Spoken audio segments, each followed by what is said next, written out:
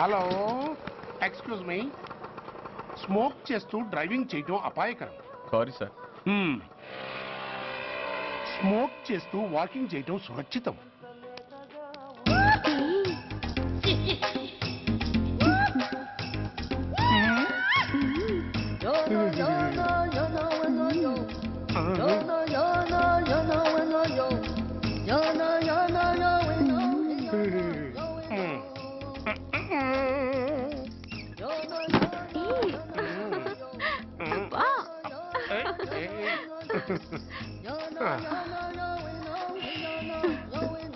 ఎలా ఉంది?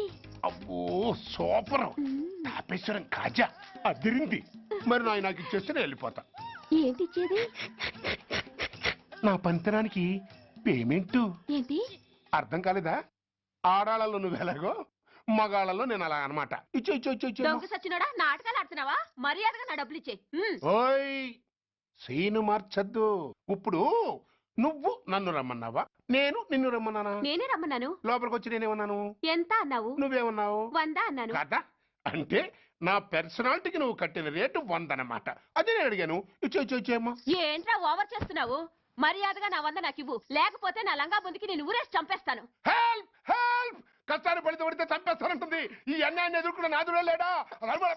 అరవకు. ఏదో మొగుడికి తెలియకుండా వారానికి ఒకసారి ఇక్కడికి వచ్చి గుట్టుగా బిజినెస్ చేసుకుంటున్నాను. నీకు దండం పెడతాను, నన్ను అలర్పాలు చేయమాక. నువ్వేమి ఇవ్వక్కర్లేదు, వెళ్ళిపో. మంది హైటెక్ బ్రెయిన్. నీ పేరు గంట గంగారత్నం, మీ ఆయన పేరు గంట గురనాథం. ఆడు ఎలక్ట్రిసిటీ బోర్డులో పనిచేస్తున్నాడు. డోర్ నెంబర్ 14/14, లింకు రోడ్డు, ఫిట్టింగులు పేట, విజయవాడ 2. ఇది నీ అడ్రస్. నేను మంచోని గనక కమిట్ అయిన 100తో అడ్జస్ట్ అయిపోతున్నాను. ఆలస్యమైందనుకో అది డబుల్ అయిపోద్ది. ఇచ్చే నోటు చేతిలో పెట్టు. థ్యాంక్స్. దున్నపోతులా ఉన్నావు, ఆడదాని ఉసురు పోసుకుంటున్నావు. ఎయిడ్స్ వచ్చి చస్తావు. Sorry, no chance. హెల్మెట్ లేకుండా నేను యుద్ధానికి వెళ్ళను. ఎత్ర నారీ వర్ధంతి తత్ర జీవనం సుఖాస్మనం. అంటే నాకేం తెలుసు? ఎప్పుడో విన్నాను, ఇప్పుడు అనాలనిపించింది అన్నాను. వస్తాను.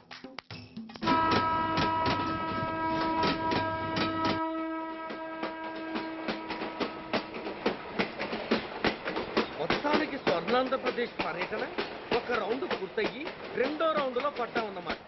ఏంట్రా నీలో నువ్వే కొనుక్కుంటున్నావు? అబ్బే ఏం లేదు గురు. నువ్వు సర్వీస్ లో చేరిన తర్వాత నీ అండర్లో నేను హైదరాబాద్ నుండి బందర్లో పడి తిరిగిన జిల్లా తిరగకుండా తిరిగి తిరిగి తిరిగి తిరిగి హైదరాబాద్ చేరుకుంటున్నాం కదా, దాని గురించి. నవ్వుతావు ఎందుకు నవ్వు? చిన్నప్పుడు ఎవడో ఒక సన్నాసి నా చెయ్యి చూసి లోక సంచారం అవుతావు అన్నాడు. దాంతో నేను ఏ విమానం పైలట్లో, షిప్ కెప్టెన్ అవుతాననుకున్నాను. కానీ ఇలా నీతో పాటు తిరుగుతూ రాష్ట్రమంతా సర్వే చేస్తానుకోలేదు. ఏడ్చావులే. నిజంగానే ఏడ్చినట్టుంది. డ్రెస్ కిందకు 30 ఏళ్ళు వచ్చినా ఇంకా పెళ్లి కాలేదంటే తెలిసిన వాళ్ళందరూ నన్ను ఆ టైప్ ఏమో అనుకుంటారు తెలుసా? అయితే ఓ మంచి అమ్మాయిని చూసి చేసుకోవచ్చుగా. చేసుకోవచ్చు, ఎందుకు చేసుకోకూడదు?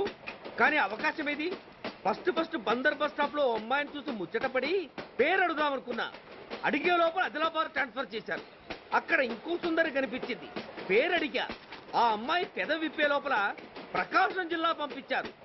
ఒంగోలులో ఇంకో అమ్మాయి కనిపించింది. పేరు చెప్పింది.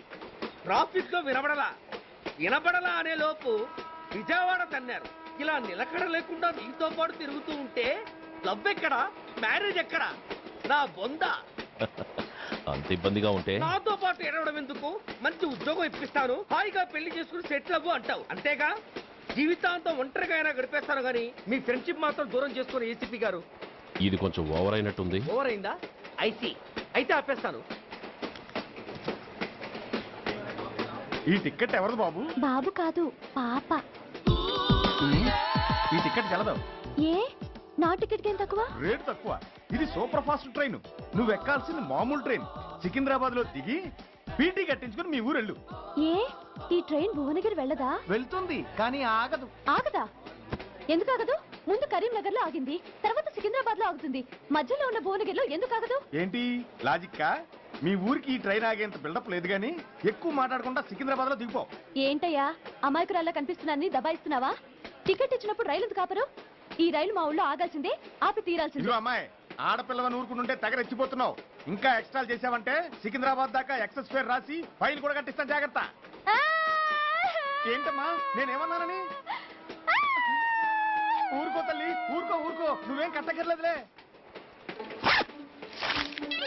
ఏంటిది కట్ట? కాదు పుస్తే. పుస్త?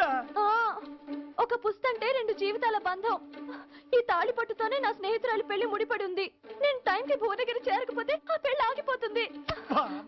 నేను తాళిబొట్టు తీసుకెళ్తున్నానంటే వాళ్ళదెంత పేద కుటుంబమో ఆలోచించండి. అది అసలు అభిమానం గల పిల్ల. అలాంటి దాని పెళ్లి ఆగిపోతే ఆత్మహత్య చేసుకుంటుంది. ఆ పాప మీకు నాకు చుట్టుకుంటుంది. అందుకే చెప్తున్నాను, ఈ చైన్ లాగే ట్రైన్ అన్న ఆపండి, లేదా ఈ చైన్ లాగే నా ప్రాణాలన్నా తీసేయండి. అమ్మా ఆండాళమ్మ కాదు రంబమ్మ. ఆ పోని రంబమ్మ.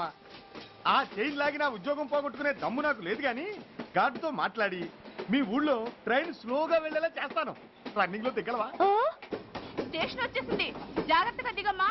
దిగ్గానే నీ సామాన్లు కింద పడేస్తాం.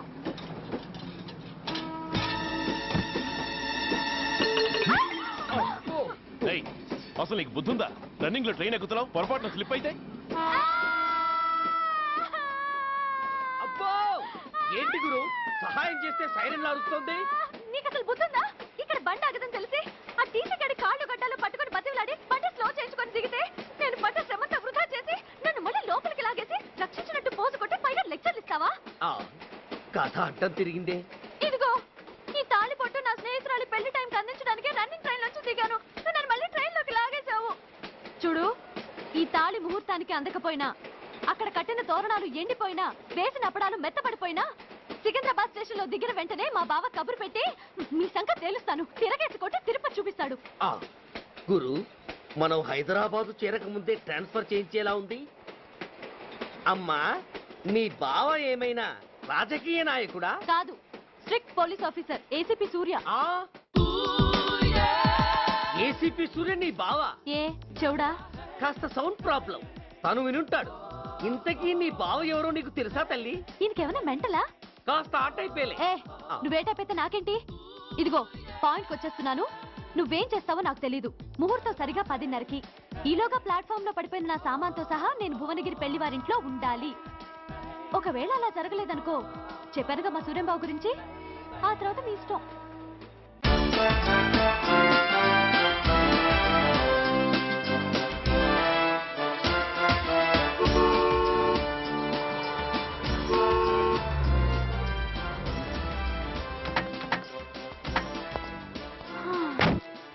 జురాసిక్ పార్క్ లో చిన్న డైనోసార్ లాగా ఏంటా లుక్కు?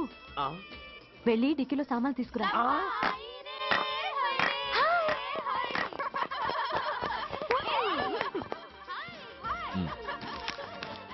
పర్వాలేదు, ఉంచుకో. టికెట్ ఏంటో ఇంత ఆలస్యంగా వచ్చావు? సారీనే. అది సరిగాని అతను ఎవరే? వీడా, వాడు అసిస్టెంట్. మరి అతను? వాడా, మన బాడీ గార్డ్. అవును, పెళ్లి కూతురేది? లోపల మేకప్ అవుతుంది. నీ మీద చాలా కోపంగా ఉంది. కనీసం 2 రోజుల ముందైనా వస్తామని ఎక్స్పెక్ట్ చేసింది. దాని కోపం పోగొట్టడానికి నా దగ్గర ఓ మంత్రం ఉందిలే. ఈ ప్రెజెంటేషన్ చూడగానే అది ఐస్ అయిపోతుంది.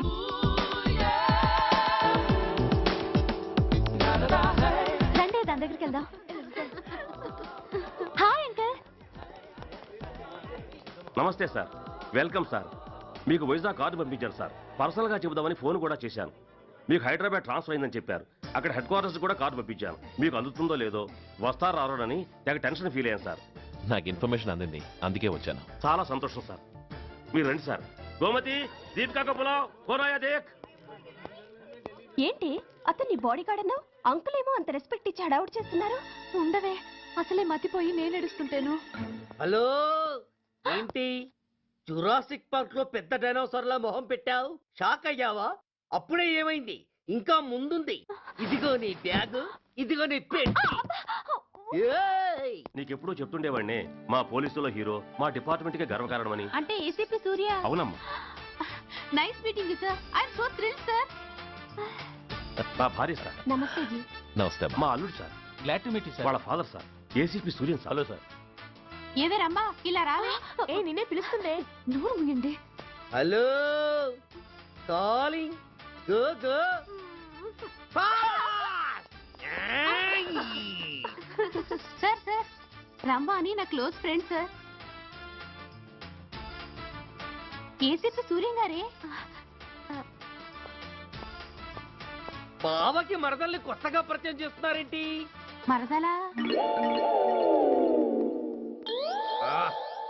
ఓహో, ఇది పెళ్లి మండపం కాదు, పెళ్లి కూతుళ్ళ ఫ్యాక్టరీ.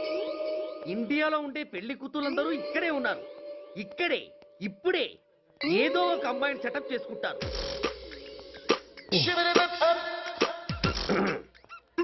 ఆ, లేత క్యాబేజీ లాంటి కాలేజీ పిల్ల నన్ను చూసి నవ్విందంటే ఇక ప్రొసీడ్ అవ్వడమే. Hello, hi. ఎక్స్క్యూజ్ మీ, నన్ను చూసి మీరు నవ్వారంటే డెఫినెట్ గా నేను మీకు నచ్చుండాలి. I correct?